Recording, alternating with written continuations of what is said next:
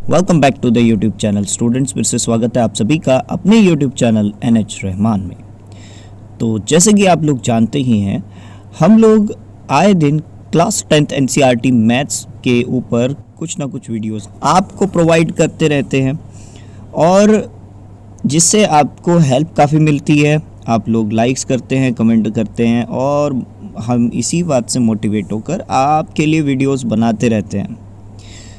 तो आज हम एक नए चैप्टर का आगाज़ करने वाले हैं, मतलब कि एक नए चैप्टर की शुरुआत करने वाले हैं। इस वीडियो से हम इस चैप्टर का इंट्रोडक्शन देने वाले हैं। चैप्टर का नाम है कोऑर्डिनेट ज्योमेट्री। कोऑर्डिनेट ज्योमेट्री आप लोगों ने क्लास 9th में भी पढ़ा होगा। इजी चैप्टर था, बड़ा ही इजी चैप्टर था, लेकिन फिर भी कोऑर्डिनेट ज्योमेट्री के कुछ बेसिक चीज़ें हैं, बेसिक बातें हैं जो कि मैं आपको फिर दोबारा से एक बार एक्सप्लेन करना ज़्यादा बेहतर समझूंगा, क्योंकि अक्सर करके स्टूडेंट्स के साथ ये होता है कि वो लोग पूरी की पूरी 9th क्लास तो करने के बाद कुछ ना कुछ तो भूल ही जाते हैं। तो एक बार आपका रिवाइज करना ज़रूरी है। तो 9th क्लास में आप लोगों ने कोऑर्डिनेट ज्योमेट्री में ये सीखा था कि एक लाइन होती है एक्स एक्सिस की जो कि हॉरिजॉन्टल जाती है। इधर आने वाले जितने भी नंबर हैं सब पॉजिटिव होते हैं, वहीं लेफ़्ट साइड में आने वाली पूरी लाइन जो होती है वो नेगेटिव नंबर की होती है। और इस हॉरिजॉन्टल लाइन को हम लोग बोलते हैं एक्स एक्सिस। वहीं वाई एक्सिस जो होता है वो वर्टिकली होता है, ऐसे ऊपर जाने वाले अप साइड में जितने भी नंबर्स होते हैं इसको हम लोग ये पॉजिटिव वाई एक्सिस नंबर हैं। वहीं बिलो में आने वाले, नीचे आने वाले जितने भी नंबर्स हैं वो सब नेगेटिव होते हैं। अब ये पूरी की पूरी जो लाइंस का इंटरसेक्ट होना है यहाँ पर, इसको हम लोग बोलते हैं कार्टेशियन। और मिड में ये जो पॉइंट आ रहा है जो कि है 0, तो उसको हम लोग बोलते हैं ओरिजिन। और बाकी चीज़ें मैं आपको बता दूं, जैसे यहाँ पर आने वाली जितनी भी चीज़ें होंगी, यहाँ पर ये वाला स्पेस जो होगा इसे फर्स्ट क्वाड्रेंट, बराबर में एट अ साइड में ये सेकंड क्वाड्रेंट है, नीचे थर्ड और ये है फोर्थ। तो इस तरीके से हमने कुछ जोन डिवाइड किए हैं, कुछ प्लेसेस एरिया वाइज डिवाइड किया है। ये first quadrant, second, third and fourth quadrant, 4 quadrant होते हैं। फिर इन केस अगर कभी भी आपको कोई पॉइंट पता लगाना है, मान लीजिए मैंने एक पॉइंट ले लिया, इस पॉइंट का नाम है 8,5। अब मुझे पता लगाना है 8,5 कहाँ पर है। अब एक चीज़ मैं आपको बता दूं, तो जो हमारा पॉइंट होता है वो x, y होता है। x, y पॉइंट हमें ये देखना है कि पहला जो नंबर होगा वो x एक्सिस से होगा और उसके बाद का जो नंबर होगा वो y एक्सिस से होगा। तो x एक्सिस और y एक्सिस के अकॉर्डिंग ही हम लोग इसको तय करते हैं। अब सपोज कीजिए कि 8,5 रखना है, तो x की प्लेस पर हम 8 रखेंगे और y की प्लेस पर हम 6। तो 8,6 का मतलब है ये रहा आपका 8, यहाँ पर x एक्सिस पर 8 ये रहा, y एक्सिस पर 6 ये रहा। इन दोनों लाइंस को अगर हम जॉइंट करें तो यहाँ पर जो पॉइंट हमें टकराएगा उस पॉइंट को हम लोग बोलेंगे 8,6 और ये पॉइंट इन दोनों लाइंस के अकॉर्डिंग ही यहाँ पर सेटअप हुआ है। इसी तरीके से कभी आपसे पूछा जाए बताइए -1,5 कहाँ है, तो -1 ये रहा और ,5 जो कि y एक्सिस पे है, y की प्लेस पे है, तो वो y5 ये रहा। तो ये फर्स्ट क्वाड्रेंट, ये सेकंड क्वाड्रेंट। इन केस अगर आपके पास कोई नंबर आया -7, -3, तो -7 यहाँ ये रहा और -3 ये रहा। तो -7 x एक्सिस का है और -3 y एक्सिस का है। इस तरीके से हम लोग first quadrant, second quadrant, third quadrant, fourth quadrant के कोऑर्डिनेट्स को पता करते हैं। कोऑर्डिनेट्स यानी वो किस जगह पर है, तभी तो इस चैप्टर का नाम है कोऑर्डिनेट ज्योमेट्री। आई होप सो ये चीज़ आप लोगों को क्लियर हो गई होगी। बड़ी बेसिक सी चीज़ें थी जो कि आप लोगों को समझानी थी, और आई होप सो ये सब क्लियर हो गया होगा। तो अब इस चैप्टर में क्या है आपकी क्लास 10th में, वो पढ़ते हैं। Class 10th NCERT maths chapter number 7 में जिसका नाम है कोऑर्डिनेट ज्योमेट्री। कोऑर्डिनेट ज्योमेट्री में जो कि क्लास 10th की कोऑर्डिनेट ज्योमेट्री है, उसमें हम दो चीज़ें पढ़ते हैं, एक्सरसाइज 7.1 और 7.2। एक्सरसाइज 7.1 में हमें डिस्टेंस फार्मूला के बारे में बताया गया है, और वहीं एक्सरसाइज 7.2 में हमें सेक्शन फार्मूला के बारे में बताया गया है। डिस्टेंस फार्मूला है क्या? तो वो डिस्टेंस फार्मूला है distance equals to under root x2 minus x1 का whole square plus y2 minus y1 का होल स्क्वायर। वहीं सेक्शन फार्मूला है m2 multiply by x2 plus m2 multiply by x1 upon m1 plus m2 comma m1 multiply by y2 plus m2 multiply by y1 upon m1 plus m2।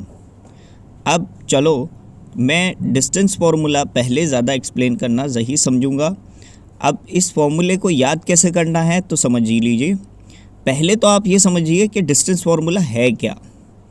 तो suppose कीजिए आपके पास जो graph है, उस graph में किसी भी कोऑर्डिनेट ज्योमेट्री के ग्राफ में दो पॉइंट्स हैं, और उन पॉइंट्स में सीधी आने वाली ये लाइन जो है, अगर आपसे ये पूछा जाए कि इस लाइन का लेंथ कितना होगा, इस लाइन का लेंथ कितना होगा, ये लाइन कितनी लंबी है, तो हम लोग कैसे पता लगाएंगे भाई? अगर आपको मैंने सिर्फ और सिर्फ दो पॉइंट्स के बारे में बताया, या तो आप यही करेंगे बेसिक सी बात कि आप लोग ग्राफ बनाएंगे, ग्राफ लेंगे, ग्राफ पेपर लेंगे, ग्राफ पेपर के ऊपर आप लोग ये ग्राफ बनाएंगे, ये कोऑर्डिनेट बनाएंगे, कार्टेशियन बनाएंगे, और उसके बाद आप लोग बॉक्सेस काउंट करेंगे। बट कुछ केसेस में ये पॉसिबल नहीं होता, तो कभी कभी हम लोगों को कैसे पता लगा पाए?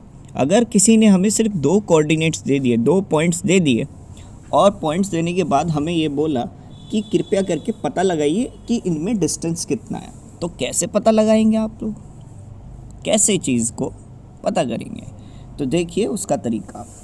उसके लिए हम लोगों को चाहिए डिस्टेंस फार्मूला। तो डिस्टेंस फार्मूला इस तरीके से पता लगाते हैं, जैसे कि पहला एक जो पॉइंट है वो है x1 कॉमा y1, दूसरा पॉइंट है x2 कॉमा y2। तो x2 और y2 पहले रख देंगे, और x1 y1 बाद में रख देंगे, और दोनों को माइनस कर देंगे आपस में, और दोनों तरफ का होल स्क्वायर निकालेंगे, और साथ में अंडर रूट भी। अब इसको अच्छे से और समझने के लिए हम लोग एक एग्जाम्पल लेते हैं। डिस्टेंस फार्मूला को और अच्छे से समझने के लिए हम लोग नया एक क्वेश्चन ले रहे हैं। ये क्वेश्चन मेरा सेल्फ मेड है। तो हमने दो पॉइंट्स को कंसिडर किया है। एक पॉइंट है 2,2 और दूसरा पॉइंट है 5,6। अब 2,2 और 5,6 कैसे पता लगाएंगे?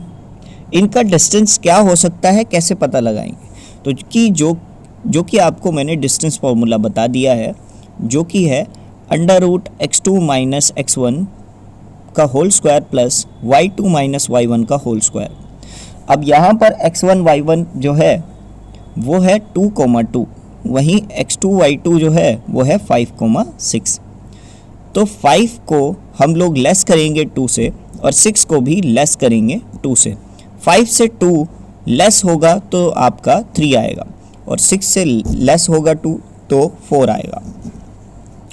अब 3 का स्क्वायर होता है 9 और 4 का स्क्वायर होता है 16। इस तरीके से 9 प्लस 16 को हम प्लस करेंगे तो 25 आएगा। अब 25 किसका स्क्वायर रूट होता है ज़रा पता लगाइए। 25 स्क्वायर रूट होता है 5 का, यानी 5 × 5, और उस अंडर रूट में 2 भाई अंदर हैं तो एक भाई बाहर आता है, एक सेम दिखने वाला भाई बाहर आता है। तो यानी आपका इन दोनों पॉइंट्स के बीच का जो डिस्टेंस है वो 5 है। अब आप लोग सोचने रहे होंगे कि सर ऐसे तो आपने ये 2 पॉइंट्स खाली रख दिए विदाउट कार्टेशियन बनाए और कह दिया कि 5 उनका यूनिट 5 डिस्टेंस है, ठीक है। अच्छा, आप लोगों को अगर कुछ भी यहाँ पर गिवन नहीं है कि ये सेंटीमीटर में आ सकता है या मीटर में, वैसे तो क्वेश्चन में गिवन होता है, और अगर नहीं गिवन है तो आप लिखेंगे 5 यूनिट। अब इस चीज़ को अच्छे से सॉल्व और अच्छे से आपको एक्सप्लेन करने के लिए मैं थोड़ी और चीज़ें ऐड अप करना चाहूँगा ताकि आपको विश्वास हो जाए, अच्छे से यकीन हो जाए कि हाँ ये फॉर्मूला वाकई काम का है और वाकई ये फॉर्मूला काम करता है। तो सबसे पहले तो हम लोग क्या करते हैं, यहाँ पीछे एक कार्टेशियन बना लेते हैं, और कार्टेशियन में आप देख ही रहे होंगे कि मैंने 2,2 जो पॉइंट लिया है वो एग्जैक्टली उसी प्लेस पर है। वहीं 5,6 जो मैंने पॉइंट लिया है वो भी एग्जैक्टली उसी प्लेस पर है। अब अगर देखा जाए तो हम इन दोनों पॉइंट्स के अकॉर्डिंग ही काम करेंगे। 5,6 की जो लाइन है ये वाली, ये यहाँ टकरा रही है, और 2,2 की लाइन को भी सीधा हम टकरा देते हैं। तो ये देखो दोनों लाइंस कहाँ पर आपस में टकरा रही हैं। ये दोनों लाइंस जो टकरा रही हैं वो एक और नए पॉइंट पर टकरा रही हैं। वो पॉइंट है आपका 5,2। तो अब आप लोग सोच रहे होंगे सर ये क्या कर रहे हो, 5,2 एक और डिस्टेंस आपने ले लिया, ये कुछ समझ में नहीं आई बात। देखो आपको अच्छे से समझाता हूँ मैं कहना कर क्या रहा हूँ, थोड़ी सी आपको एक्सप्लेन हो जाएगी कि मैं कर क्या रहा हूँ। अब अगर हम इसके नीचे का डिस्टेंस देखते हैं तो ये 4 यूनिट्स आ रहे हैं। देखो 1 2 3 4। वहीं नीचे वाला जो वर्टिकल डिस्टेंस है वो है 1 2 3। तो यहाँ तीन यूनिट यहाँ आ रहे हैं और 4 यूनिट्स यहाँ आ रहे हैं, ये साफ साफ दिख रहा है। अब ऐसे टेढ़ा जाता हुआ यूनिट जो है वो तो ठीक से नहीं दिख रहा है, लेकिन दिख जाएगा, अभी दिखा देते हैं। तो इसके लिए आप लोगों को मैं छोटी सी बात बताना चाहूँगा।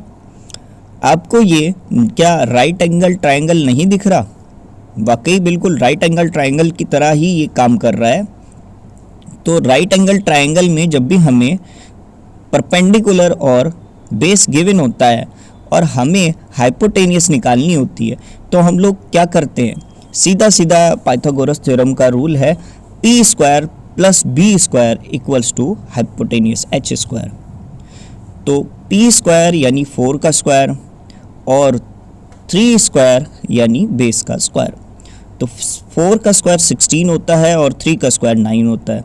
16 प्लस 9 करेंगे तो 25 आएगा, और 25 किसका स्क्वायर रूट है? वो है 5 का। देखा जाए तो यहाँ पर डिस्टेंस फॉर्मूला देख लो या फिर यहाँ पर आपका पाइथागोरस थ्योरम के अकॉर्डिंग बनाया गया हुआ फॉर्मूला देख लो। दोनों का फॉर्मूला सेम है, दोनों चीज़ें सेम है, और यहाँ पर हमारा डिस्टेंस फार्मूला जो है, डिस्टेंस फार्मूला बिल्कुल एकदम एग्जैक्टली सही आया। तो मेरे ख्याल से आप लोगों को डिस्टेंस फार्मूला जो है वो क्लियर हो चुका होगा। लेकिन एक बार सेक्शन फार्मूला भी देख लेते हैं जो कि आप एक्सरसाइज 7.2 में सीखने वाले हो। चलिए बात करते हैं सेक्शन फार्मूला के बारे में। अब ये सेक्शन फार्मूला क्या है? डिस्टेंस फार्मूला के बाद दूसरा नंबर आता है सेक्शन फार्मूला का। लेकिन ये सेक्शन फार्मूला क्या है और इसका क्या यूज़ है, तो ज़रा सा कुछ बात को समझते हैं। मान लीजिए 2 पॉइंट्स हैं और दोनों पॉइंट्स अपने आप में कुछ ना कुछ नंबर्स शो कर रहे हैं। अब मैं आपसे पूछने लगूं कि इनके बीच में आने वाली, इन दोनों के बीच में आने वाली जो लाइन है उसको तो हम डिस्टेंस फार्मूला से पता चला देते हैं। लेकिन अगर मैं इस पूरी लाइन में के किसी एक पॉइंट के बारे में आपसे पूछने लगूं कि ये जो पॉइंट है, ये पॉइंट कि क्या वैल्यू रखता है, इस पॉइंट के कोऑर्डिनेट क्या कहते हैं। एग्जाम्पल के तौर पे अब ये पॉइंट कुछ भी हो सकता है, ये पॉइंट कुछ भी हो सकता है। अब ये पॉइंट आगे भी जा सकता है, पीछे भी जा सकता है, और आगे पीछे के अकॉर्डिंग ही इसके रेशो भी घटते बढ़ते रहेंगे, रेशो भी इसके चेंज होते रहेंगे। तो इस तरीके से हम लोग सेक्शन फॉर्मूला का यूज़ करते हैं सिर्फ ये जानने के लिए कि 2 पॉइंट्स के बीच में आने वाला पॉइंट जो है किसी एक रेशो में जो डिवाइड है किसी एक रेशो में जो डिवाइड है वो पॉइंट क्या है। अब इसका एक फॉर्मूला है, वो फॉर्मूला है आपके सामने, मैंने अभी शो किया है। ये पूरी की पूरी जो वैल्यू है ये हमें पता करके बताती है कि x की उस प्लेस पर कौन सा नंबर रखा हुआ है। वहीं कॉमा के बाद ये पूरी की पूरी ये दूसरी वैल्यू जो है ये हमें ये बताती है कि y की प्लेस पर क्या रखा हुआ है।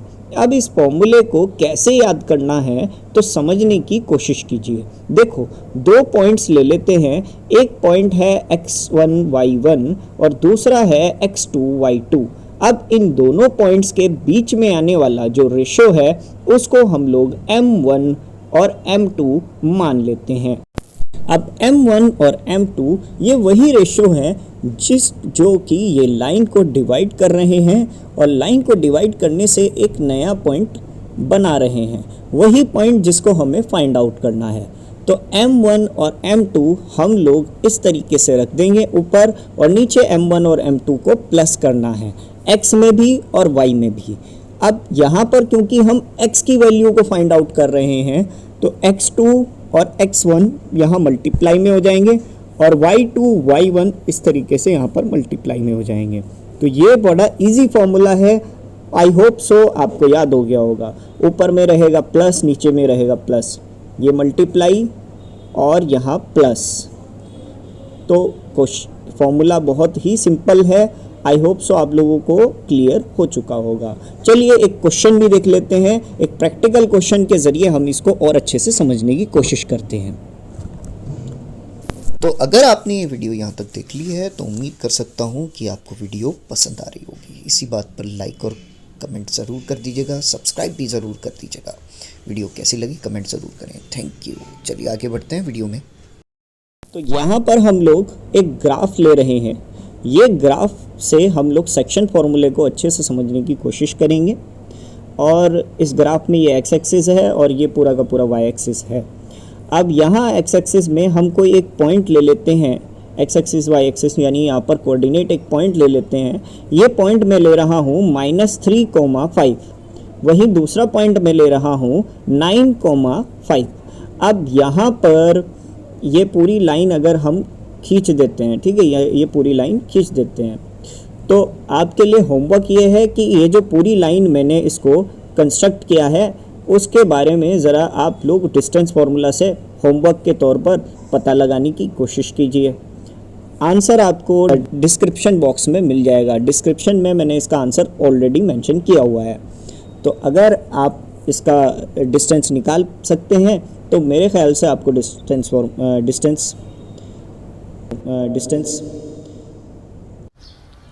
बेटा तुमसे ना हो पाएगा।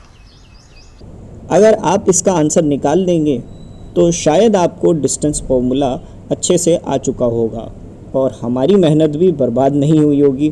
तो फ़िलहाल हम लोग बात कर रहे हैं सेक्शन फार्मूला की, और सेक्शन फार्मूला में हम कोई एक यहाँ पर पॉइंट, इन दोनों पॉइंट्स के बीच में कोई एक पॉइंट कंसिडर कर लेते हैं। तो ये पॉइंट थोड़ा आगे नहीं, थोड़ा यहाँ से यहाँ ठीक रहेगा। यहाँ पर ये पॉइंट बिल्कुल ठीक है, इस पॉइंट को यहाँ पर मेंशन कर दिया।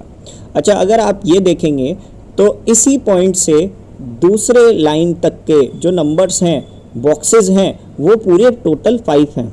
वहीं दूसरी इसी पॉइंट से x2 y2 का जो पॉइंट है उसके जो बॉक्सेस हैं वो 7 हैं। तो ऐसा मान के चलते हैं हम लोग कि, और आपको पता है कि 5 और 7 जो है वो डिवाइड नहीं हो सकता, ठीक है। तो ऐसा हम लोग मान के चलते हैं कि m/m2 जो है वो 5/7 है, यानी m1 हमारा यहाँ पर 5 हो चुका है और m2 हमारा यहाँ पर 7 हो चुका है। अब आपका जो सेक्शन फॉर्मूला था वो था कुछ ऐसा। अच्छा, x1 y1 भी देख लेते हैं। तो यहाँ पर हम x1 y1 -3,5 को ले रहे हैं और x2 y2 9,5 को ले रहे हैं। तो यहाँ पर ये जो फॉर्मूला था x1 y1 का वो ये सब था। तो ठीक है भैया, अब शुरू करते हैं सेक्शन फॉर्मूला। तो सेक्शन फॉर्मूला में सबसे पहले मैं ज़्यादा रिकमेंड करूँगा कि x की प्लेस वाली साइड को मैं ज़्यादा सॉल्व करना प्रेफर करूँगा। तो देखो, x की प्लेस पर अगर मैं M1 और M2 की वैल्यू को पहले रख देता हूँ। तो यहाँ पर 5 और 7 आ चुका है और नीचे भी 5 + 7 आ चुका है। अब x2 और x1 की वैल्यू, जैसे x1 हमारा यहाँ पर -3 है और x2 हमारे यहाँ पर 9 है, तो x2 की प्लेस पर हमने 9 रख दिया और x1 की प्लेस पर हमने -3 रख दिया। तो मल्टीप्लाई करके देखते हैं। तो 5 की मल्टीप्लाई यहाँ पर मैं x2 से कर रहा हूँ और x2 हमारा यहाँ पर 9 है, तो 5 9 होता है, 5 × 9 होता है 45। वहीं -3 की मल्टीप्लाई हमने 7 से की, तो 7 × 3 होता है -21।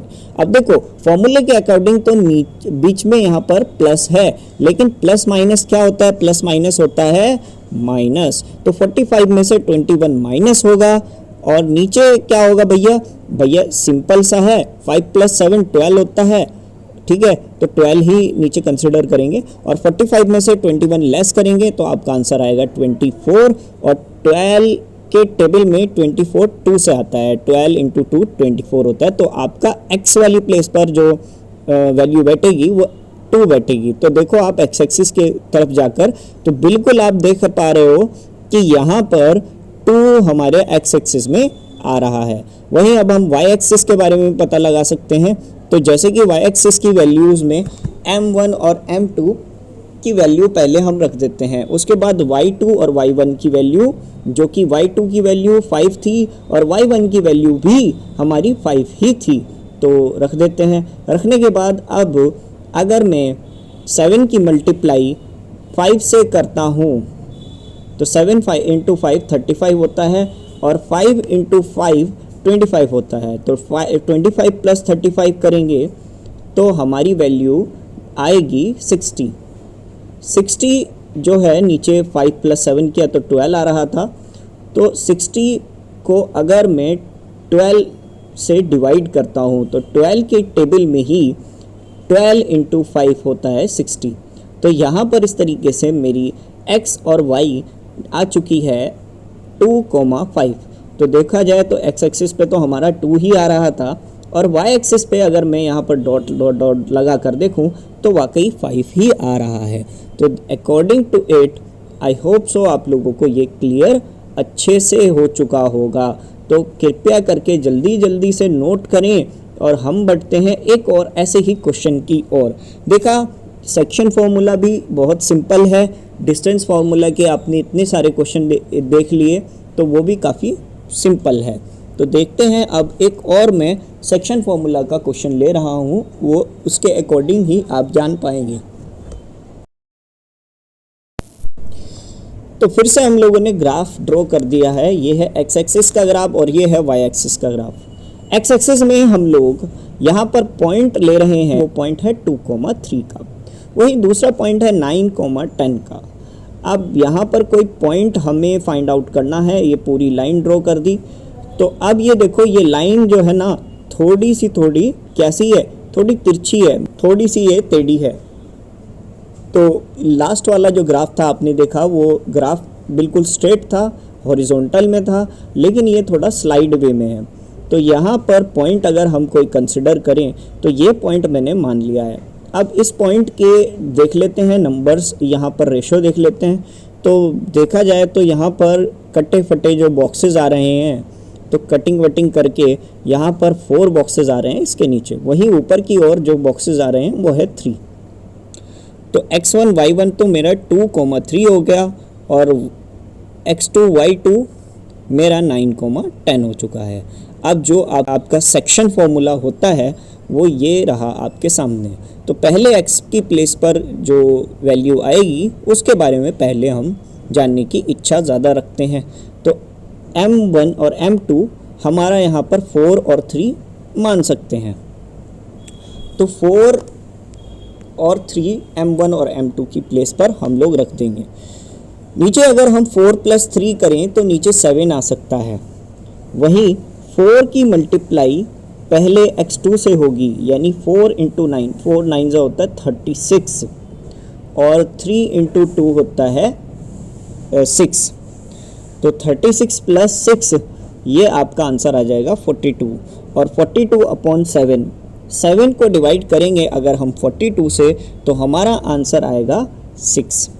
तो देखा जाए तो एक्स एक्सिस पर हमारा 6 आ सकता है। वहीं हम अगर वाई एक्सिस के बारे में जानने की इच्छा ज़्यादा जाहिर करते हैं तो M1 और M2 हमारा यहाँ पर वही 4 और 3 रखा जा सकता है, और Y2 हमारा यहाँ पर 10 है और X2 हमारा यहाँ पर Y2 हमारा यहाँ पर 10 है और Y1 हमारा यहाँ पर 3 है।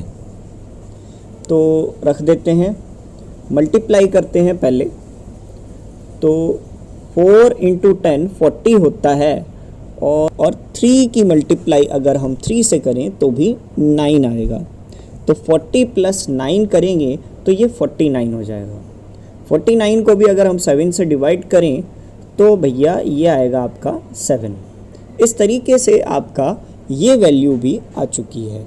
तो मेरे ख़याल से आप लोगों को ये अच्छे से क्लियर हो चुका होगा। तो कृपया करके जल्दी जल्दी से नोट करें बगैर किसी टेंशन, फिक्र, परेशानी के। और हमारा ये पूरा पॉइंट आया है 6,7। तो देखा जाए तो 6 एक्स एक्सिस के अकॉर्डिंग क्या 6 यहाँ आ रहा है? बिल्कुल आ रहा है। और ऐसी सीधी लाइन अगर एक और ड्रॉ करेंगे तो 7 यहाँ पर आ रहा है। तो 6,7 हमारा ये नंबर बैठ रहा है और 6,7 के अकॉर्डिंग ही ये वैल्यू हमारी आ चुकी है। तो जल्दी जल्दी से अब आप नोट कर सकते हैं इसको अपनी नोटबुक में। हम लोग अब नेक्स्ट वीडियो से एक्सरसाइज के क्वेश्चंस करना शुरू कर देंगे।